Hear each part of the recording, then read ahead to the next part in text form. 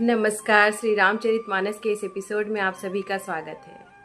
अब तुलसीदास जी रामचरितमानस को एक उद्यान एक बगीचे के रूप में समझा रहे हैं, जहाँ पर भक्ति, ज्ञान, दया, क्षमा, संयम सब अलग अलग वृक्ष, फूल, फल सब कुछ मौजूद है। अगर इसे ध्यान से समझ लिया गया तो यह साफ हो जाएगा कि यह ग्रंथ केवल पढ़ने के लिए नहीं है, यह एक पूरा जीवन जीने का मॉडल है। अब इसे ध्यान से सुनते हैं। भक्ति निरूपण विविध विधाना, क्षमा दया दम लता विताना, समजम नियम फूल फल ज्ञाना, हरिपद रति रेश वेद बखाना। इसका अर्थ है इसमें भक्ति का विविध प्रकार से निरूपण किया गया है। क्षमा, दया और इंद्रिय निग्रह लताओं के समान है। समता, संयम और नियम फूल और फल है, और भगवान के चरणों में प्रेम ही उसका रस है, जिसे वेदों में भी कहा गया है। अब इसे गहराई से समझते हैं। यह पूरा जीवन एक बगीचे की तरह बताया गया है। अगर आप सिर्फ भक्ति कर रहे हो लेकिन अंदर दया नहीं है, क्षमा नहीं है, संयम नहीं है, तब वो अधूरी है। जैसे बगीचे में केवल एक पेड़ हो, वह सुंदर नहीं लगेगा। जीवन भी तभी सुंदर होगा जब उसमें बैलेंस होगा, डिसिप्लिन भी होगा, कंपैशन होगा, कंट्रोल भी होगा और डिवोशन भी होगा।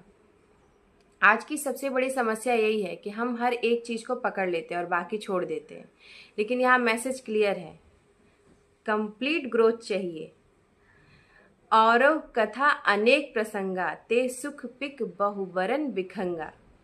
इसका अर्थ है कि और भी अनेक प्रसंग हैं जो अलग अलग रंग के पक्षियों के समान सुख देने वाले हैं। राम कथा लीनियर नहीं, लेयर्ड है। हर प्रसंग आपको कुछ नया सिखाता है। आज हम एक चीज़ में स्टक हो जाते हैं, लेकिन लाइफ डायनेमिक है।